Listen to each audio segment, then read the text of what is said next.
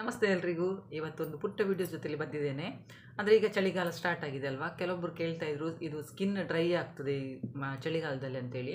ಹಾಗೆಯೇ ನಾನು ಲಾಸ್ಟ್ ವಿಡಿಯೋದಲ್ಲಿ ಸಹ ಹೇಳಿದ್ದೆ, ತೆಂಗಿನೆಣ್ಣೆನ ಆದಷ್ಟು ಯೂಸ್ ಮಾಡ್ತಾ ಬನ್ನಿ, ಅದರಿಂದ ಸ್ವಲ್ಪ ಸ್ಕಿನ್ ಡ್ರೈ ಆಗೋದು ಕಮ್ಮಿ ಆಗ್ತದೆ ಅಂತೇಳಿ. ಅಂದರೆ ಸ್ವಲ್ಪ ಬಿಸಿ ಮಾಡಿ ಹಚ್ಚಿದರೆ ಇನ್ನೂ ಕೆಲವೊಂದು ನಿಮ್ಮ ಜೊತೆ ಶೇರ್ ಮಾಡ್ಕೊಂಡು ನಿಮಗೆ ಯಾವುದು ಈಸಿ ಅನ್ನಿಸ್ತದೆ ಅದನ್ನು ನೀವು ಖಂಡಿತವಾಗ್ಲೂ ಟ್ರೈ ಮಾಡಿ ನೋಡ್ಬೋದು. ಇದರಲ್ಲಿ ಏನು ಸೈಡ್ ಎಫೆಕ್ಟ್ ಇಲ್ಲ, ಖಂಡಿತ ನೀವು ಟ್ರೈ ಮಾಡ್ಬೋದು. ಹಾಗೆ ಯಾರಾದರೂ ಹೊಸಬರು ನನ್ನ ಚಾನಲ್ ನೋಡ್ತಾ ಇದ್ದರೆ ಪ್ಲೀಸ್ ಸಬ್ಸ್ಕ್ರೈಬ್ ಮಾಡಿಕೊಂಡು ವಿಡಿಯೋ ನೋಡಿ. ಇದು ಸ್ಕಿನ್ ಕೇರ್ ಬಗ್ಗೆ ಅಂತಲ್ಲ, ಕೆಲವೊಂದು ಚಿಕ್ಕ ಪುಟ್ಟ ಒಂದು ಕಿಚನ್ ಟಿಪ್ಸ್ ಸಹ ನಿಮ್ಮ ಜೊತೆ ಶೇರ್ ಮಾಡ್ಕೊಳ್ತೇನೆ. ಖಂಡಿತ ವಿಡಿಯೋ ಫುಲ್ ನೋಡಿ. ಚಳಿಗಾಲದಲ್ಲಿ ಸ್ಕಿನ್ ಡ್ರೈ ಆಗೋ ಜೊತೆಯಲ್ಲಿ ಸಿಪ್ಪೆ ಕಿತ್ತು ಬರ್ತದಲ್ಲ ಒಬ್ಬರಿಗೆ, ಅದು ಸಿಪ್ಪೆ ಎಲ್ಲ ಕಿತ್ತು ಬಂದು ಸ್ವಲ್ಪ ಉರಿ ಸ್ಟಾರ್ಟ್ ಆಗ್ತದೆ ಮತ್ತು ಸ್ವಲ್ಪ ಬ್ಲಡ್ ಎಲ್ಲ ಬರ್ತದೆ. ಆಗಿರುವಾಗ ಸ್ವಲ್ಪ ಮನೆಯಲ್ಲೇ ಇರುವಂಥದ್ದು ವಸ್ತುವನ್ನು ನಾವು ಉಪಯೋಗಿಸ್ಕೊಳ್ಬೋದು. ಹೊರಗಡೆಯಿಂದ ಏನು ತರಬೇಕಂತೇನಿಲ್ಲ, ಕೆಲವೊಂದು ಮನೆಯಲ್ಲಿರುವಂಥದ್ದನ್ನೇ ನಾವು ಉಪಯೋಗಿಸ್ಕೊಂಡು ನಮ್ಮ ಸ್ಕಿನ್ನನ್ನು ಅಂದರೆ ನಮ್ಮ ಚರ್ಮವನ್ನು ನಾವೇ ಕಾಪಾಡ್ಕೊಳ್ಬೋದು. ಅದರಲ್ಲೂ ಈ ಚಳಿಗಾಲದಲ್ಲಿ ಸ್ವಲ್ಪ ಇದು ರ್ಯಾಷಸ್ ಆ ಥರ ಎಲ್ಲ ಆಗೋದು ಸ್ವಲ್ಪ ಜಾಸ್ತಿ, ಚಳಿ ಜಾಸ್ತಿ ಇದ್ದಲ್ಲೆಲ್ಲ ಹಾಗೆ ಆಗ್ತಾ ಇರ್ತದೆ. ಅದಕ್ಕೆ ನಾನು ಕೆಲವೊಂದು ಈಗ ಮನೆ ಮದ್ದನ್ನು ಸಹ ಹೇಳ್ತಾ ಹೋಗ್ತೇನೆ. ನಿಮಗೆ ಯಾವುದು ಈಸಿ ಅನ್ನಿಸ್ತದೆ ಅದನ್ನು ಖಂಡಿತವಾಗ್ಲೂ ನೀವು ಮಾಡ್ಬೋದು. ಫಸ್ಟಿಗೆ ಬಂದು ಹಾಲಿನ ಕೆನೆ. ಈಗ ಹಾಲಂತೂ ಎಲ್ಲರ ಮನೆಯಲ್ಲಿ ಸಹ ಬಿಸಿ ಮಾಡ್ತಾರೆ, ಅದರಲ್ಲಿ ಕೆನೆ ಬಂದೇ ಬರ್ತದಲ್ವ, ಆ ಕೆನೆಯನ್ನು ಸಹ ನಾವು ಹೇಗೆ ಉಪಯೋಗಿಸ್ಬೋದು ಅಂತೇಳಿ ಸಹ ಹೇಳ್ತೇನೆ. ಇದರಿಂದ ಸಹ ಈ ಹಾಲಿನ ಕೆನೆಯನ್ನು ಬಳಸ್ತಾ ಬಂದಿದ್ದಾರೆ. ಈಗ ನಿಮ್ಮ ಮನೆಯಲ್ಲಿ ಅಮ್ಮ ಅಜ್ಜಿಯಂತರಿಗೆಲ್ಲ ಕೇಳಿ ನೋಡಿಬೇಕಾದ್ರೆ ಈ ಹಾಲಿನ ಕೆನೆಯಲ್ಲಿ ಸ್ವಲ್ಪ ಅರಿಶಿಣ ಸಹ ಹಚ್ಚಿ ಮಿಕ್ಸ್ ಮಾಡಿ ಹಚ್ತಾರೆ. ಒಬ್ಬರಿಗೆ ಅರಿಶಿಣ ಆಗೋದಿಲ್ಲ, ನೀವು ಅಂದರೆ ಡ್ರೈ ಸ್ಕಿನ್ನು ಮತ್ತು ಚಳಿಗಾಲದಲ್ಲಿ ಈ ಥರ ಎಲ್ಲ ಆಗ್ತಾಯಿದೆ ಅಂತೇಳಿದರೆ ಈ ಫ್ರೆಶ್ ಆಗಿರುವಂಥ ಹಾಲಿನ ಕೆನೆ ತೊಗೊಳ್ಳಿ. ಸ್ಟೋರ್ ಮಾಡಿ ಇಟ್ಕೊಂಡಿರುವಂಥದ್ದಲ್ಲ, ಫ್ರೆಶ್ ಆಗಿರುವಂಥ ಹಾಲಿನ ಕೆನೆಯನ್ನು ತೊಗೊಂಡು ನೀವು ಅದನ್ನು 10 ನಿಮಿಷ ನೀವು ಅದರಲ್ಲಿನೇ ಸ್ವಲ್ಪ ಮಸಾಜ್ ಮಾಡ್ತಾ ಬನ್ನಿ. ಆ ಹಾಲಿನ ಕೆನೆ ನಾವೇನು ಸ್ಕಿನ್ನಿಗೆ ಮುಖಕ್ಕೆಲ್ಲ ಹಚ್ಚಿರ್ತೀವಿ ನೋಡಿ, ಅದನ್ನು ಸ್ವಲ್ಪ ಒಂದು 10 ನಿಮಿಷ ಒಂದು ಮಸಾಜ್ ಮಾಡಿ ಅದರ ನಂತರ ನೀವು ಬೆಚ್ಚಗಿರುವ ನೀರು, ಉಗುರು ಬೆಚ್ಚಗೆ ಅಂತ ಹೇಳ್ತಾರಲ್ಲ, ಆ ನೀರಲ್ಲಿ ಫೇಸನ್ನು ವಾಶ್ ಮಾಡ್ಕೊಳ್ಳಿ. ಹೀಗೆ ಮಾಡ್ತಾ ಬರೋದ್ರಿಂದ ಸಹ ಸ್ಕಿನ್ ಡ್ರೈ ಆಗೋದು ಕಮ್ಮಿ ಆಗ್ತಾ ಹೋಗ್ತದೆ ಚಳಿಗಾಲದಲ್ಲಿ. ಮತ್ತು ಇದರಲ್ಲಿ ಏನು ಅಷ್ಟು ಸೈಡ್ ಎಫೆಕ್ಟ್ ಏನು ಆಗೋದಿಲ್ಲ. ಖಂಡಿತವಾಗ್ಲೂ ಇದನ್ನು ನೀವು ಟ್ರೈ ಮಾಡಿ ನೋಡ್ಬೋದು.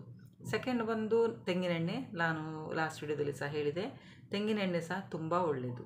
ತೆಂಗಿನೆಣ್ಣೆ ನೀವು ಸ್ನಾನಕ್ಕಿಂತ ಮೊದಲು ಸಹ ಹಚ್ಬೋದು, ಅಥವಾ ಸ್ನಾನ ಆದ ನಂತರ ಈ ಎಣ್ಣೆ ಉಂಟಲ್ಲ ಸ್ವಲ್ಪ ಬೆಚ್ಚಗೆ ಮಾಡಿಕೊಂಡು ಆ ತೆಂಗಿನೆಣ್ಣೆ ಉಂಟಲ್ಲ ನೀವು ಸ್ವಲ್ಪ ಹಚ್ಕೊಳ್ಬೋದು. ಕೈಗೆ, ಕಾಲಿಗೆ, ಲೈಟಾಗಿ ಮುಖಕ್ಕೆ ಸಹ ಹಚ್ಬೋದು. ಇಲ್ಲ ಬೇಡ ಅಂತೇಳಿದರೆ ನೀವು ಅದನ್ನು ಸ್ಕಿಪ್ ಮಾಡಿ ಕೈಗೆಲ್ಲ ಲೈಟಾಗಿ ಹಚ್ಕೊಳ್ಳಿ. ಹಚ್ಚೋದ್ರಿಂದ ನಿಮ್ಮ ಚರ್ಮವನ್ನು ಈ ತೆಂಗಿನೆಣ್ಣೆ ಹಚ್ಚೋದ್ರಿಂದ ಕಾಪಾಡ್ತದೆ, ಅಂದರೆ ಡ್ರೈ ಆಗೋದಿಲ್ಲ. ಆಮೇಲೆ ನಿಮಗೆ ದಿನಪೂರ್ತಿ ಒಂಥರ ಶೈನ್ ಆಗಿಯೇ ಇರ್ತದೆ ಸ್ಕಿನ್ನು. ಖಂಡಿತವಾಗ್ಲೂ ಇದನ್ನು ಟ್ರೈ ಮಾಡಿ ನೋಡಿ. ನೀವು ಎಲ್ಲಿಯಾದರೂ ಹೋಗುವಾಗ ಇದನ್ನು ಹಚ್ಚಿದರೆ ಸಹ ಬಂದ ತಕ್ಷಣ ಒಮ್ಮೆ ವಾಶ್ ಮಾಡ್ಕೊಳ್ಳಿ. ಯಾಕಂದರೆ ಅದರ ಮೇಲೆ ಸ್ವಲ್ಪ ಡಸ್ಟ್ ಏನಾದರೂ ಇದ್ದರೂ ಸಹ ಅದು ಅಲರ್ಜಿ ಆಗಲಿಕ್ಕೆ ಸಹ ಒಂದು ಇದು ಆಗ್ತದೆ. ಹಾಗಾಗಿ ಎಲ್ಲಿಯಾದರೂ ಹೋಗಿ ಬಂದರೆ ತಕ್ಷಣ ನೀವು ಅದನ್ನು ವಾಶ್ ಮಾಡ್ಕೊಳ್ಳಿ. ಅಂದರೆ ಸ್ವಲ್ಪ ಬೆಚ್ಚಗೆ ಮಾಡಿನೇ ಹಚ್ಕೊಳ್ಳಿ ನೀವು. ಇಲ್ಲ ಅಂತೇಳಿದರೆ ಸ್ನಾನಕ್ಕಿಂತ ಮೊದಲು ಸಹ ನೀವು ಇದನ್ನು ಹಚ್ಕೊಳ್ಬೋದು. ಬಂದು ಜೇನುತುಪ್ಪ ಸಹ ಸ್ಕಿನ್ನಿಗೆಲ್ಲ ತುಂಬ ಹಚ್ತಾರೆ, ಗೊತ್ತಿರ್ಬೋದು ನಿಮಗೆ. ಹಾಗೆಯೇ ಇದನ್ನು ಇದು ಮುಖಕ್ಕೆ ಅಥವಾ ಯಾವುದಾದ್ರೂ ಒಂಥರ ಡ್ರೈ ಥರ ಆಗಿರ್ತದಲ್ಲ ಸ್ಕಿನ್ನು, ಅದರ ಮೇಲೆ ಸಹ ಇದನ್ನು ನೀವು ಹಚ್ಬೋದು. ಇದನ್ನು ಹಚ್ಚಿ ಒಂದು 10 ರಿಂದ 15 ನಿಮಿಷ ನೀವು ಹಾಗೆಯೇ ಬಿಡಬೇಕಾಗ್ತದೆ. ಅದರ ನಂತರ ನೀವು ಉಗುರು ಬೆಚ್ಚಗಿನ ನೀರಿಂದ ಇದನ್ನು ನೀವು ತೊಳಿರಿ. ಆಗ ಸ್ಕಿನ್ನು ಸ್ಮೂತ್ ಆಗ್ತದೆ ಮತ್ತು ಫ್ರೆಶ್ ಆಗಿರ್ತದೆ. ಖಂಡಿತವಾಗ್ಲೂ ಇದನ್ನು ಸಹ ನೀವು ಟ್ರೈ ಮಾಡಿ ನೋಡ್ಬೋದು. ನೋಡಿ, ಫಸ್ಟಿಗೆ ನಾನು ಹಾಲಿನ ಕೆನೆ ಹೇಳಿದೆ. ಹಾಲಿನ ಕೆನೆ ಎಲ್ಲರ ಮನೇಲಿ ಸಹ ಇರ್ತದೆ, ತೆಂಗಿನೆಣ್ಣೆ ಸಹ ಎಲ್ಲರ ಮನೇಲಿ ಇರ್ತದೆ, ಜೇನುತುಪ್ಪ ಸಹ ಎಲ್ಲರ ಮನೇಲಿ ಸಹ ಇರ್ತದೆ. ಇದು 3ರಲ್ಲಿ ನಿಮಗೆ ಯಾವ್ದು ಬೇಕೋ ಅದನ್ನು ನೀವು ಟ್ರೈ ಮಾಡಿ ನೋಡ್ಬೋದು.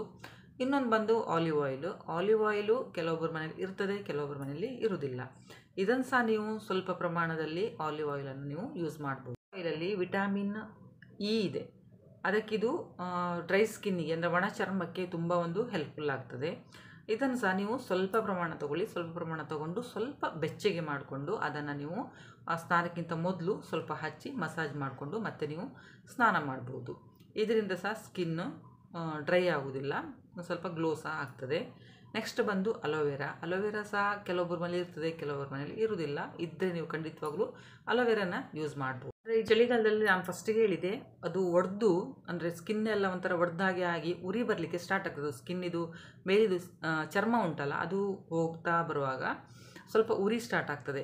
ಆವಾಗ ನೀವು ಇದನ್ನು ಅಂದರೆ ಅಲೋವೆರಾ ಜೆಲ್ ಏನಾದರೂ ನಿಮ್ಮ ಮನೇಲಿ ಇದ್ದರೆ, ಕ್ರೀಮ್ ಎಲ್ಲ ಇದ್ದರೆ ಅದನ್ನು ಹಚ್ಬೋದು. ಅದರಿಂದ ಉರಿ ಸ್ವಲ್ಪ ಕಮ್ಮಿ ಆಗ್ತದೆ. ಮತ್ತು ಇದು ಏನಾದರೂ ಒಂದು ರೆಡ್ಡಿಶ್ ಥರ ಏನಾದರೂ ಆದರೆ ಅಥವಾ ಡ್ರೈ ಇದ್ದರೆ, ಸ್ಕಿನ್ ಎಲ್ಲ ಡ್ರೈ ಇದ್ದರೆ ಅದು ಸಹ ಕಮ್ಮಿ ಮಾಡ್ತಾ ಹೋಗ್ತದೆ. ನೀವು ಅಲೋವೆರಾನ ಸಹ ಯೂಸ್ ಮಾಡ್ಬೋದು. ನೋಡಿದ್ರಲ್ಲ ಎಷ್ಟು ಸಿಂಪಲ್ ಆದಂಥ ಒಂದು ಇದನ್ನು ನಾನು ನಿಮ್ಮ ಜೊತೆಲಿ ಶೇರ್ ಮಾಡ್ಕೊಳ್ತಾ ಇದ್ದೇನೆ. ಖಂಡಿತವಾಗ್ಲೂ ನಿಮಗೆ ಇದರಲ್ಲಿ ಯಾವುದು ಹೆಲ್ಪ್ ಆಗ್ತದೆ ಅದನ್ನು ನೀವು ಯೂಸ್ ಮಾಡ್ತಾ ಬನ್ನಿ. ಅದರಲ್ಲೂ ಚಳಿಗಾಲದಲ್ಲಿ ತುಂಬ ಜನರಿಗೆ ಈ ಸ್ಕಿನ್ ಡ್ರೈ ಆಗೋದು ಅಥವಾ ಸ್ಕಿನ್ ಒಡೆಯೋದು, ಕಾಲು ಒಡೆಯೋದು ತುಂಬ ಪ್ರಾಬ್ಲಮ್ ಆಗ್ತದೆ. ಖಂಡಿತವಾಗ್ಲೂ ಇದನ್ನೆಲ್ಲ ಟ್ರೈ ಮಾಡಿ ನೋಡಿ. ಲಾಸ್ಟಿಗೆ ಬಂದು ಗ್ಲಿಸರಿನ್ ಮತ್ತು ರೋಸ್ ವಾಟರ್. ಗ್ಲಿಸರಿನ್ ಸಹ ಮೆಡಿಕಲ್ ಸಿಗ್ತದೆ, ರೋಸ್ ವಾಟರ್ ಸಹ ಸಿಗ್ತದೆ. ಇದು ಎರಡರ ಸಹ ನೀವು ಮಿಶ್ರಣವನ್ನು ಒಂದು ಸ್ಪ್ರೇ ಬಾಟ್ಲಲ್ಲಿ ಹಾಕಿ ಮಿಕ್ಸ್ ಮಾಡ್ಕೊಳ್ಳಿ. ಇದು ಮಿಕ್ಸ್ ಮಾಡೋದ್ರಿಂದ ಈಗ ನಮಗೇನಾದರೂ ತುರಿಕೆ ಇದ್ದರೆ ನೋಡಿ, ಆ ತುರಿಕೆ ಮೇಲೆ ಸ್ವಲ್ಪ ಸ್ಪ್ರೇ ಮಾಡ್ಕೊಳ್ಬೋದು. ಇದರಿಂದ ಸ್ವಲ್ಪ ಕೋಲ್ಡ್ ಆಗ್ತದೆ. ಹಾಗೆಯೇ ಈ ಚಳಿಗಾಲದಲ್ಲಿ ನಮ್ಮ ಸ್ಕಿನ್ನಿಗೆ ಒಂದು ಗ್ಲೋ ಕೊಡ್ತದೆ ಇದು ರೋಸ್ ವಾಟರ್ ಮತ್ತು ಗ್ಲಿಸರಿನ್ ಇರೋದ್ರಿಂದ. ಹಾಗೆಯೇ ಇದನ್ನು ನಾವು ಚಳಿಗಾಲದಲ್ಲಿ ಡೈಲಿ ಇದನ್ನು ಯೂಸ್ ಮಾಡ್ಬೋದು. ಮತ್ತು ರಾತ್ರಿ ನಾವು ಮಲಗೋಕ್ಕಿಂತ ಮೊದಲು ನಮ್ಮ ಕೈ ಮತ್ತು ಕಾಲು ಅಥವಾ ಮುಖಕ್ಕೆ ಸಹ ಇದನ್ನು ಹಚ್ಚೋದ್ರಿಂದ ಚರ್ಮ ಡ್ರೈ ಆಗೋದಿಲ್ಲ, ಫ್ರೆಶ್ ಆಗಿರ್ತದೆ. ಖಂಡಿತ ಇದನ್ನು ಸಹ ನೀವು ಯೂಸ್ ಮಾಡಿ ನೋಡ್ಬೋದು. ಇಷ್ಟರಲ್ಲಿ ಯಾವ್ದು ನಿಮಗೆ ಇಷ್ಟ ಇದೆ ಅಂತಲಿ ಕಮೆಂಟ್ ಮಾಡಿ ಹೇಳಿ. ತುಂಬ ಹೆಲ್ಪ್ಫುಲ್ ಆಗಿರುವಂಥ ಒಂದು ವಿಡಿಯೋ ನಿಮ್ಮ ಜೊತೆ ಶೇರ್ ಮಾಡ್ಕೊಳ್ತಾ ಇದ್ದೇನೆ. ತರುವಂಥದ್ದು ಒಂದು ಖಾಲಿ ಒಂದು 2 ಮಾತು, ಒಂದು ಗ್ಲಿಸರಿನ್ನು ಮತ್ತು ರೋಸ್ ವಾಟರು. ಬೇರೆ ಎಲ್ಲ ಮನೇಲಿ ಇರುವಂಥದ್ದೇ, ಸಿಂಪಲ್ ಮತ್ತು ಸೈಡ್ ಎಫೆಕ್ಟ್ ಇಲ್ಲ. ಖಂಡಿತವಾಗ್ಲೂ ನೀವು ಇದನ್ನು ಟ್ರೈ ಮಾಡಿ ನೋಡಿ, ತುಂಬ ಯೂಸ್ಫುಲ್ ಆಗಿದೆ. ಹಾಗೆಯೇ ನಿಮಗೆ ಇಷ್ಟ ಆದಲ್ಲಿ ಶೇರ್ ಮಾಡಿ, ತುಂಬ ಜನರಿಗೆ ಒಂದು ಹೆಲ್ಪ್ ಆಗ್ಬೋದು ಅಂತೇಳಿ. ಈಗ ಒಂದು ಸ್ವಲ್ಪ ಕಿಚನ್ ಟಿಪ್ಸ್ ಸಹ ಶೇರ್ ಮಾಡ್ತೇನೆ. ಈಗ ತೆಂಗಿನಕಾಯಿ ಅಂದರೆ ಈಗ ನಾವು ಟೆಂಪಲಿಗೆಲ್ಲ ಹೋದಾಗ ತೆಂಗಿನಕಾಯಿ ರಾಶಿ ಇರ್ತದೆ ಅಲ್ವಾ, ಅಂದರೆ ಒಡೆದಿರೋ ಪೀಸ್ ಹೋಳು ಇರ್ತದಲ್ಲ ಅದು, ಅಥವಾ ಮನೆಯಲ್ಲಿಯೇ ನಮಗೆ ತೆಂಗಿನಕಾಯಿ ಒಡೆದು ಇಟ್ಟಿರ್ತಾವಲ್ಲ ಹೋಳೆಲ್ಲ, ಅದಕ್ಕೆ ನೀವು ಒಂದು ಟಿಶ್ಯೂ ಪೇಪರನ್ನು ತೊಗೊಂಡು ಅದಕ್ಕೆ ಸ್ವಲ್ಪ ಉಪ್ಪೆಲ್ಲ ಸವರಿಟ್ರೆ ಆ ತೆಂಗಿನಕಾಯಿ ಇದುಂಟಲ್ಲ ಪೀಸ್, ಅದು ತುಂಬ ದಿನದ ತನಕ ಫ್ರೆಶ್ ಆಗಿರ್ತದೆ, ಹಾಳಾಗೋದಿಲ್ಲ. ಮತ್ತು ಇನ್ನೊಂದಂತೇಳಿದರೆ, ಈಗ ಬದನೆಕಾಯಿ ನಾವು ಗೊಜ್ಜು ಅಂದರೆ ಗೊಜ್ಜಂತಲ್ಲ, ಚಟ್ನಿ ಎಲ್ಲ ಮಾಡ್ತೇವೆ ನೋಡಿ, ಬಜ್ಜಿ ಅಂತ ಹೇಳ್ತೇವೆ ನಾವು ಅದಕ್ಕೆ. ಅದನ್ನು ನೀವು ಮಾಡ್ಕೊಳ್ಳಿದ್ರೆ ಬದನೆಕಾಯಿ ಸುಡಬೇಕು. ಬದನೆಕಾಯಿ ಒಬ್ಬೊಬ್ಬರು ಗ್ಯಾಸ್ ಮೇಲೆ ಡೈರೆಕ್ಟ್ ಇಡ್ತಾರೆ. ಡೈರೆಕ್ಟ್ ಇಡೋದಕ್ಕಿಂತ ಅದಕ್ಕೊಂದು ಸಿಗ್ತದಲ್ಲ ಪ್ಲೇಟು, ಅದರ ಮೇಲೆ ಇಟ್ಟು ನೀವು ಮಾಡ್ಕೊಳ್ಳಿ. ಇಲ್ಲಾಂತೇಳಿ ಒಲೆಯಲ್ಲಿ ಮಾಡಿದರೆ ಇನ್ನೂ ಸಹ ಒಳ್ಳೆಯದು. ಅದಕ್ಕಿಂತ ಮೊದಲು ಇದು ಬ್ಯಾಚುಲರ್ಸ್ಗೆ ಹೇಳ್ತಾ ಇದ್ದೇನೆ ಅಥವಾ ಬಿಗ್ನರ್ಸ್ಗೆ ಹೇಳ್ತಾ ಇದ್ದೇನೆ. ಅದಕ್ಕೆ ಸ್ವಲ್ಪ ಮೇಲ್ಗಡೆಯಿಂದ ಎಣ್ಣೆ ಸವರಿದ ನಂತರ ನೀವು ಅದನ್ನು ಸುಟ್ಕೊಳ್ಳಿ. ಕ್ಲೀನಾಗಿ ನಿಮಗೆ ಸಿಪ್ಪೆ ಸಹ ತೆಗಿಬೋದು, ಒಳ್ಳೆಯದಾಗ್ತದೆ ಮಾಡಲಿಕ್ಕೆ. ಇನ್ನು ಕೆಲವೊಬ್ಬರಿಗೆ ಚಪಾತಿ ಸ್ಮೂತಾಗಿ ಬರೋದಿಲ್ಲ ಅಂತ ಹೇಳ್ತಾರೆ. ಚಪಾತಿ ಹಿಟ್ಟು ಕಲಿಸುವಾಗಲೇ ಚಪಾತಿ ಮೆದುವಾಗಿ ಬರಲಿಕ್ಕೆ ನಾವು ಹಿಟ್ಟು ಕಲಿಸೋದ್ರಲ್ಲಿ ಸಹ ಒಂದು ಇದಿರ್ತದೆ. ಅದಕ್ಕೆ ನೀವು ಬಿಗ್ನರ್ಸಿಗೆ ಹೇಳೋದು ನಾನು, ಸ್ವಲ್ಪ ಹಾಲು ಹಾಕಿ ಅಥವಾ ತುಪ್ಪ ಹಾಕಿ ಕಲಸಿ ಅಥವಾ ಬಿಸಿನೀರು ಹಾಕಿ ನೀವು ಹಿಟ್ಟನ್ನು ಚೆನ್ನಾಗಿ ನಾದಬೇಕು. ಹಿಟ್ಟು ಕಲಿಸೋದೊಂದೇ ಅಲ್ಲ, ಒಂದು 10 ನಿಮಿಷ ಆದರೂ ಹಿಟ್ಟನ್ನು ನಾವು ನಾದಬೇಕಾಗ್ತದೆ. ನಾದಿದರೆ ಮಾತ್ರ ಚಪಾತಿ ಸ್ಮೂತಾಗಿ ಬರ್ತದೆ. ನೀವು ಖಂಡಿತ ಒಂದು ಸ್ವಲ್ಪ ಬಿಸಿ ಹಾಲನ್ನು ಆ್ಯಡ್ ಮಾಡಿ, ಬಿಸಿ ನೀರನ್ನು ಆ್ಯಡ್ ಮಾಡಿ, ಇಲ್ಲ ತುಪ್ಪನ ಆ್ಯಡ್ ಮಾಡಿ, ಈ 3ರಲ್ಲಿ ಯಾವುದಾದ್ರೂ ಒಂದನ್ನು ಹಾಕಿ ಹಿಟ್ಟನ್ನು ಕಲಸಿ. ಜಾಸ್ತಿ ಅಲ್ಲ, ಸ್ವಲ್ಪ ನೀರನ್ನು ಆ್ಯಡ್ ಮಾಡಿ, ಸ್ವಲ್ಪ ಹಾಲನ್ನು ಆ್ಯಡ್ ಮಾಡಿ, ಹಾಗೆ ತುಪ್ಪ ಸಹ 1ರಿಂದ 2 ಸ್ಪೂನಷ್ಟು ತುಪ್ಪ ಹಾಕಿದರೆ ಸಾಕು. ಅದರ ನಂತರ ಹಿಟ್ಟನ್ನು ಚೆನ್ನಾಗಿ ಕಲಸಿ. ನಾನು ಆವಾಗಲೇ ಹೇಳಿದೆ, ಹಿಟ್ಟು ನಾದೋದ್ರಿಂದ ಚಪಾತಿ ಸ್ಮೂತಾಗಿ ಬರ್ತದೆ. ಖಂಡಿತ ಟ್ರೈ ಮಾಡಿ ನೋಡ್ಬೋದು ನೀವು. ಹಾಗೆಯೇ ಈಗ ಮನೆಯಲ್ಲಿ ಇದು ಚಹಾ ಅಥವಾ ಏನೋ ಒಂದು ಕಷಾಯ ಅದು ಇದು ನಾವು ಸೋಸ್ತೇವಲ್ವ, ಈ ಸೋಸುವ ಜಾಲರಿ ಇರ್ತದೆ ನೋಡಿ, ಅದು ಕಪ್ಪಾಗಿರ್ತದೆ. ಅದನ್ನು ನೀವು ಕಪ್ಪಾಗಿರೋದನ್ನು ಗ್ಯಾಸ್ ನಾವು ಫ್ಲೇಮನ್ನು ಆನ್ ಮಾಡ್ತೇವಲ್ವ, ಆಗ ಜಾಲರಿಯನ್ನು ಅದರ ಮೇಲೆ ಹಿಡಿದು ಸ್ವಲ್ಪ ಬಿಸಿ ಮಾಡ್ಬೋದು. ಆಗ ಅದರೊಳಗಡೆ ಇರುವಂಥ ಪುಡಿ ಎಲ್ಲ ಉದುರು ಹೋಗ್ತದೆ. ಹಾಗೆಯೇ ಇಲ್ಲ ಅಂತೇಳಿದರೆ ನಿಮಗೆ ಅದು ಸ್ವಲ್ಪ ಕಷ್ಟ ಅಂತೇಳಿದರೆ ಸ್ವಲ್ಪ ಬಿಸಿ ನೀರನ್ನು ಇಟ್ಕೊಳ್ಳಿ. ಆ ಬಿಸಿ ನೀರಲ್ಲಿ ಇದನ್ನೆಲ್ಲ ಮುಳುಗಿಸಿ ಇಡಿ. ಸ್ವಲ್ಪ ಹೊತ್ತು ಮುಳುಗಿಸಿ ಇಟ್ಟು ಅದರ ನಂತರ ಒಂದು ಬ್ರಷಲ್ಲಿ, ಟೂತ್ ಬ್ರಷ್ ಇರ್ತದಲ್ಲ ಮನೆಯಲ್ಲಿ, ಆ ಟೂತ್ ಬ್ರಷನ್ನು ತಗೊಂಡು ಚೆನ್ನಾಗಿ ತಿಕ್ಕಿ ಅದರಲ್ಲಿರುವಂತಹ ಏನಾದರೂ ಇದ್ದರೆ ಪೌಡರ್ ಥರ ಇದ್ದರೆ ಸಹ ಹೊರಟೋಗ್ತದೆ ಮತ್ತು ಕ್ಲೀನ್ ಆಗ್ತದೆ. ಮತ್ತು ಎಲ್ಲ ಹೋಲಲ್ಲಿ ಏನಿದ್ರೂ ಸಹ ಹೊರಟೋಗ್ತದೆ. ತರಕಾರಿ ಕಟ್ ಮಾಡುವಂಥ ಚಾಕು ಏನಾದರೂ ಮೊಂಡಾಗಿದ್ದರೆ, ಈಗ ನಾವು ಟೀ ಕುಡಿತೇವಲ್ಲ ಕಪ್ಪು, ಅದನ್ನು ಉಲ್ಟಾ ಮಾಡಿ ಅದರ ಮೇಲೆ ನೀವು ಸ್ವಲ್ಪ ಶಾರ್ಪ್ ಮಾಡ್ಬೋದು. ಇಲ್ಲ ಅಂತೇಳಿದರೆ ಉಪ್ಪು, ಕಲ್ಲುಪ್ಪು ಇರ್ತದಲ್ಲ, ಕಲ್ಲುಪ್ಪಲ್ಲಿ ಸಹ ನೀವು ಇದನ್ನು ಸ್ವಲ್ಪ ಮುಳುಗಿಸಿ ಇಟ್ಟರೆ ಸಹ ಅದು ಸ್ವಲ್ಪ ಶಾರ್ಪ್ ಆಗ್ತದೆ. ಇಲ್ಲ ಅಂತೇಳಿದರೆ ಅದಕ್ಕೆ ಸ್ವಲ್ಪ ನಿಂಬೆಹಣ್ಣಿನ ರಸ ಸಹ ಹಚ್ಚಿಡಿ ನೀವು, ಆಗ ಸಹ ಅದು ಸ್ವಲ್ಪ ಶಾರ್ಪ್ ಆಗ್ತದೆ. ಖಂಡಿತ ಇದು ಸಹ ಟ್ರೈ ಮಾಡಿ ನೋಡಿ ನೀವು. ಮತ್ತು ಒಬ್ಬೊಬ್ಬರಿಗೆ ಈರುಳ್ಳಿ ಕಟ್ ಮಾಡುವಾಗ ತುಂಬ ಕಣ್ಣಲ್ಲಿ ನೀರು ಬರ್ತದೆ. ಅಂದರೆ ಒಂದೊಂದು ಈರುಳ್ಳಿ ತುಂಬ ಘಾಟ್ ಇರ್ತದೆ, ಆಗ ಕಣ್ಣಲ್ಲಿ ನೀರು ಬರ್ತದೆ, ಎಲ್ರಿಗೂ ಸಹ ಬರ್ತದೆ. ಆಗ ನೀವೇನು ಮಾಡಿ ಅಂತೇಳಿದರೆ, ಈರುಳ್ಳಿ ನಿಮ್ಗೆ ಎಷ್ಟು ಬೇಕು ಅಷ್ಟು ತೊಗೊಂಡು ಅದನ್ನು ಸಿಪ್ಪೆಲ್ಲ ತೆಗೆದು ಅದನ್ನು ನೀವು ಫ್ರಿಜ್ಜಲ್ಲಿ ಇಟ್ಕೊಳ್ಳಿ ಸ್ವಲ್ಪ ಹೊತ್ತು. ಇಲ್ಲ ಅಂತೇಳಿದರೆ ಕಟ್ ಮಾಡುವಾಗ ಸ್ವಲ್ಪ ಅದನ್ನು ನೀರಲ್ಲಿ ಇಟ್ಕೊಳ್ಳಿ, ನೀರಲ್ಲಿ ಹಾಕಿ ಇಟ್ಕೊಳ್ಳಿ. ಅದರ ನಂತರ ನೀವು ಕಟ್ ಮಾಡಿದರೆ ಕಣ್ಣಲ್ಲಿ ನೀರು ಬರುವುದಿಲ್ಲ, ಕಣ್ಣು ಉರಿಯೋದಿಲ್ಲ. ಖಂಡಿತ ಇದನ್ನು ಸಹ ಟ್ರೈ ಮಾಡಿ. ಇದು ಒಂದು ಪ್ರೆಗ್ನೆಂಟ್ ಲೇಡಿಗಳಿಗೆ ತುಂಬ ಒಂದು ಹೆಲ್ಪ್ ಆಗುವಂಥದ್ದು. ಅಂದರೆ ಪ್ರೆಗ್ನೆಂಟ್ ಇರುವಾಗ ನೋಡಿ ಕಾಲು ಸ್ವಲ್ಪ ದಪ್ಪ ಆಗ್ತದೆ, ಉರಿಗ್ತದಲ್ಲ, ಆಗ ನೀವೇನು ಮಾಡಿ ಅಂತೇಳಿ ಮಲ್ಕೊಳ್ಳುವಾಗ ಕಾಲಡಿಯಲ್ಲಿ ಒಂದು ದಿಂಬನ್ನು ಇಟ್ಟು ಮಲ್ಕೊಳ್ಳಿ. ಆಗ ಕಾಲು ಬೀಗುವುದಿಲ್ಲ, ನಾರ್ಮಲ್ ಆಗಿಯೇ ಇರ್ತದೆ. ಇದು ಪ್ರೆಗ್ನೆಂಟ್ ಇದ್ದವರಿಗೆ ಸಹ ಮಾಡ್ಬೋದು, ಇಲ್ಲ ತುಂಬ ಕಾಲು ನೋವು ಸೊಂಟ ನೋವು ಇದ್ದವರು ಸಹ ಇದನ್ನು ಮಾಡ್ಬೋದು. ಇದರಿಂದ ಸ್ವಲ್ಪ ನೋವೆಲ್ಲ ಕಮ್ಮಿ ಆಗ್ತದೆ. ಈ ಸಕ್ಕರೆ ಆಮೇಲೆ ತೆಂಗಿನೆಣ್ಣೆ ಮತ್ತು ಜೇನುತುಪ್ಪವನ್ನು ಮಿಕ್ಸ್ ಮಾಡಿ ರಾತ್ರಿ ಮಲಗೋಕ್ಕಿಂತ ಮೊದಲು ತುಟಿಗೆ ಸ್ವಲ್ಪ ಸ್ಕ್ರಬ್ ಮಾಡಿದರೆ ತುಟಿ ಸ್ವಲ್ಪ ಕಪ್ಪಿದ್ರೂ ಸಹ ಚೂರು ಕಲರ್ ಚೇಂಜ್ ಆಗ್ತದೆ. ಖಂಡಿತ ಇದನ್ನು ಸಹ ಟ್ರೈ ಮಾಡಿ ನೋಡಿ. ಸಕ್ಕರೆ, ತೆಂಗಿನೆಣ್ಣೆ ಮತ್ತು ಜೇನುತುಪ್ಪ ಸ್ವಲ್ಪ ಮಿಕ್ಸ್ ಮಾಡಬೇಕು. ಸಕ್ಕರೆ ಪುಡಿಯಲ್ಲ, ಸಕ್ಕರೆ ಇಡೀ ಸಕ್ಕರೆ ಇರ್ತದಲ್ಲ ಅದನ್ನೇ ಸ್ವಲ್ಪ ತುಟಿಗೆ ಹಚ್ಚಿ ಸ್ವಲ್ಪ ಸ್ಕ್ರಬ್ ಮಾಡಿ. ಸ್ಕ್ರಬ್ ಮಾಡೋದ್ರಿಂದ ಈ ಡೆಡ್ ಸ್ಕಿನ್ ಏನಾದರೂ ಇದ್ದರೆ ಹೊರಟೋಗ್ತದೆ, ಮತ್ತು ಹೊಸ ಸ್ಕಿನ್ನು ಸಹ ಬರ್ತದಲ್ಲ. ತುಂಬ ಹೊತ್ತು ರಫಾಗಿ ಅದನ್ನು ತಿಕ್ಕಬೇಡಿ, ಲೈಟಾಗಿ ಸ್ಕ್ರಬ್ ಮಾಡಿ. ಇದರಿಂದ ನಿಮ್ಗೆ ತುಟಿ ಸಹ ಒಂದು ಕಲರ್ ಸ್ವಲ್ಪ ಚೇಂಜ್ ಆಗ್ತಾ ಬರ್ತದೆ.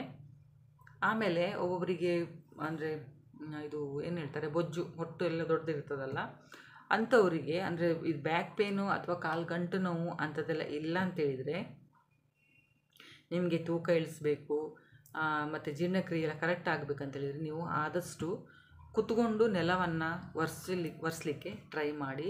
ಇದರಿಂದ ಸ್ವಲ್ಪ ವೆಯ್ಟ್ ಲಾಸ್ ಆಗ್ತದೆ, ಆಮೇಲೆ ಡೈಜೆಷನ್ ಸಹ ಕರೆಕ್ಟಾಗಿ ಆಗ್ತದೆ. ಪುನಃ ಹೇಳ್ತಿದ್ದೇನೆ, ಬ್ಯಾಕ್ ಪೇನ್ ಮತ್ತು ಕಾಲು ಗಂಟು ನೋವಿದ್ದವರು ಖಂಡಿತವಾಗ್ಲೂ ಮಾಡಬೇಡಿ, ಅದರಿಂದ ಜಾಸ್ತಿ ಆಗ್ತದೆ. ಒಂದು ವೇಳೆ ನಿಮಗೆ ಅದು ಎರಡೂ ಇಲ್ಲ ಅಂತೇಳಿದರೆ, ವೆಯ್ಟ್ ಲಾಸ್ ಆಗಬೇಕಂತೇಳಿದರೆ ಖಂಡಿತವಾಗ್ಲೂ ಇನ್ನು ನೀವು ಸ್ವಲ್ಪ ಕುತ್ಕೊಂಡು ಅಂದರೆ ನೆಲದ ಮೇಲೆ ಕುತ್ಕೊಂಡು ನೆಲ ಒರೆಸೋದು, ಪಾತ್ರೆ ತಿಕ್ಕೋದು, ಬಟ್ಟೆ ವಾಶು ಅಂಥದ್ದೆಲ್ಲ ಮಾಡಿದರೆ ಬೇಗ ವೆಯ್ಟ್ ಲಾಸ್ ಆಗ್ಬೋದು. ಕೂದಲೆಲ್ಲ ತುಂಬ ಉದುರ್ತದೆ ಅಂತ ಹೇಳ್ತಾರಲ್ಲ, ವಾರಕ್ಕೆ 2 ಸಲ ಅಂತೂ ತಲೆ ಸ್ನಾನ ಮಾಡಿ. ಆಗ ನಮ್ಮ ಈ ಸ್ಕಿನ್ ಇರ್ತದಲ್ಲ, ತಲೆದು ಸ್ಕಿನ್ನು ಸ್ವಲ್ಪ ಕ್ಲೀನಾಗಿರ್ತದೆ, ತಲೆ ಕೂದಲು ಉದುರೋದು ಸ್ವಲ್ಪ ಕಮ್ಮಿ ಆಗ್ತಾ ಹೋಗ್ತದೆ. ಮತ್ತು ಕೂದಲು ಸ್ಮೂತಾಗಿ ಮತ್ತು ಸ್ವಲ್ಪ ಶೈನಿಂಗ್ ಆಗಿ ಇರಬೇಕಂತೇಳಿ ಕೆಲವೊಬ್ಬರೆಲ್ಲ ಅಂದ್ಕೊಳ್ತಾರೆ. ಆಗ ನೀವು ಈ ಮೊಸರು ತೊಗೊಳ್ಳಿ, ಮೊಸರನ್ನು ತೊಗೊಂಡು ಅದಕ್ಕೆ ಸ್ವಲ್ಪ ಅಲೋವೆರಾ ಜೆಲ್ಲ ಅಥವಾ ಲಿಂಬೆಹಣ್ಣಿನ ರಸ, ಎರಡರಲ್ಲಿ ಯಾವುದಾದ್ರೂ ಒಂದನ್ನು ನೀವು ಮಿಕ್ಸ್ ಮಾಡಿ ಬುಡದಿಂದ ತುದಿ ತನಕ ನಮ್ಮ ಈ ಕೂದಲು ಉಂಟಲ್ಲ, ಕೂದಲ ತುದಿ ತನಕ ಸಹ ನೀವು ಹಚ್ಕೊಳ್ಬೇಕು. ಹಚ್ಚಿ ಸ್ವಲ್ಪ ಹೊತ್ತು ಬಿಟ್ಟು, ಅಂದರೆ ಒಂದು ಅರ್ಧ ಗಂಟೆಯಷ್ಟು ಬಿಟ್ಟು ನೀವು ತಣ್ಣೀರಲ್ಲಿ ಸ್ನಾನ ಮಾಡಿ. ತಣ್ಣೀರು ಆಗೋದಿಲ್ಲ ಅಂತೇಳಿದರೆ ಸ್ವಲ್ಪ ಉಗುರು ಬೆಚ್ಚಗೆ ನೀರನ್ನು ಯೂಸ್ ಮಾಡಿ, ತುಂಬ ಬಿಸಿನೀರನ್ನು ತಲೆ ಸ್ನಾನ ಮಾಡಲಿಕ್ಕೆ ಹೋಗಬೇಡಿ. ಈ ಥರ ಮಾಡ್ತಾ ಬನ್ನಿ, ಮತ್ತು ನಿಮಗೇ ಗೊತ್ತಾಗ್ತದೆ ಕೂದಲಲ್ಲಿ ಇದು ಎಷ್ಟು ಚೇಂಜಸ್ ಬಂದಿದೆ ಅಂತೇಳಿ. ಆಮೇಲೆ ಕೂದಲಿಗೆ ಮಾತ್ರ ಅಂದರೆ ನಾವು ಹಾಗೆ ಮಾಡ್ತಾ ಇರೋದಿಲ್ಲ, ನಾವು ತಿನ್ನೋ ಫುಡ್ಡಲ್ಲಿ ಸಹ ನಮಗೆ ಕೂದಲ ಬೆಳವಣಿಗೆ ಆಗ್ತದೆ. ಐರನ್ ಕಂಟೆಂಟ್ ಇರುವಂತಹ ಸ್ವಲ್ಪ ಫುಡ್ಡನ್ನು ನಾವು ಜಾಸ್ತಿ ತೊಗೊಳ್ಬೇಕು. ವಿಟಮಿನ್ ಇ ಅಂಥದ್ದೆಲ್ಲ ಜಾಸ್ತಿ ತೊಗೊಳ್ಬೇಕಾಗ್ತದೆ. ಮತ್ತು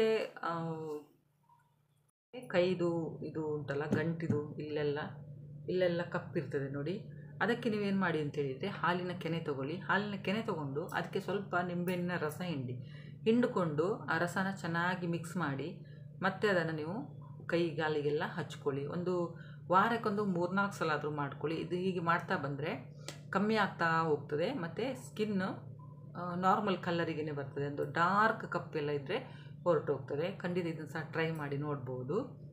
ಮಳೆಯಲ್ಲಿ ಏನು ತುಂಬ ಆಗ್ತದೆ ಮಕ್ಕಳಿಗೆ, ಅದರಲ್ಲೂ ಈ ಮಳೆಯಲ್ಲಿ ನೆಂದರೆ ಅಥವಾ ಈ ಸ್ಕೂಲಿಗೆಲ್ಲ ಹೋಗೋ ಮಕ್ಕಳಿಗಂತೂ ಖಂಡಿತವಾಗ್ಲೂ ಹಾಗೆ ಆಗ್ತದೆ. ಅಂದರೆ ಒಬ್ಬರ ತಲೆಯಿಂದ ಒಬ್ಬರಿಗೆ ಅದು ಬಂದೇ ಬರ್ತದೆ. ಅಥವಾ ತುಂಬ ದಿನ ತಲೆ ಸ್ನಾನ ಮಾಡಲಿಲ್ಲ ಅಂತೇಳಿ ದೊಡ್ಡವರಿಗೆ ಸಹ ಆಗ್ತದೆ, ಚಿಕ್ಕ ಮಕ್ಕಳಿಗಂತಲ್ಲ ದೊಡ್ಡವರಿಗೆ ಸಹ ತಲೆಯಲ್ಲಿ ಏನು ತುಂಬ ಆಗ್ತದೆ. ಅದಕ್ಕೊಂದು ಸೊಲ್ಯೂಷನ್ ಅಂತೇಳಿದರೆ ತೆಂಗಿನೆಣ್ಣೆಯಲ್ಲಿ ಸ್ವಲ್ಪ ಕರ್ಪೂರವನ್ನು, 1-2 ಕರ್ಪೂರವನ್ನು ಪುಡಿ ಮಾಡಿ ಅದರಲ್ಲಿ ಹಾಕಿ ಸ್ವಲ್ಪ ಬಿಸಿ ಮಾಡಿ ತೆಂಗಿನೆಣ್ಣೆ ಅದುಂಟಲ್ಲ ಅದನ್ನು ನೀವು ಸ್ವಲ್ಪ ತಲೆಗೆಲ್ಲ ಹಚ್ಚಿ ಬಿಟ್ಟುಬಿಡಿ, ಸ್ವಲ್ಪ ಹೊತ್ತು ಬಿಡಿ. ಮತ್ತು ತಲೆಯ ಕೂದಲ ನೀವು ಬಾಚ್ಬೋದು. ಬಾಚಿದಾಗ ಸಹ ಏನು ತುಂಬ ಬರ್ತದೆ. ಇಲ್ಲಂತೇಳಿದರೆ ಓವರ್ನೈಟ್ ಬಿಟ್ಟು ನೀವು ನೆಕ್ಸ್ಟ್ ಡೇ ತಲೆ ಸ್ನಾನ ಮಾಡ್ಬೋದು ಅಥವಾ ಮಾಡಿಸ್ಬೋದು ಮಕ್ಕಳಿಗಾದರೆ. ಆಗ ಸ್ವಲ್ಪ ತಲೆಯಲ್ಲಿ ಇರುವಂಥ ಏನೆಲ್ಲ ಕಮ್ಮಿ ಆಗ್ತಾ ಬರ್ತದೆ. ಮತ್ತು ಅದರ ಮೊಟ್ಟೆ ಇದ್ದರೂ ಸಹ ಅದು ಉದುರು ಹೋಗ್ತದೆ. ಖಂಡಿತ ಇದನ್ನು ಸಹ ಟ್ರೈ ಮಾಡಿ ನೋಡಿ ನೀವು.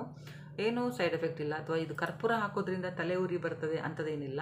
ಏನಾದರೂ ನಿಮಗೆ ಶೀತದ ಪ್ರಾಬ್ಲಮ್ ಇದ್ದರೂ ಸಹ ಆ ಕರ್ಪೂರದಿಂದ ಹೊರಟು. ಜಾಸ್ತಿ ಹಾಕಬೇಡಿ, 1ರಿಂದ 2 ಅಷ್ಟು ಸಾಕಾಗ್ತದೆ. ಸ್ವಲ್ಪ ಪುಡಿ ಮಾಡಿ ನೀವು ಹಾಕ್ಕೊಳ್ಳಿ.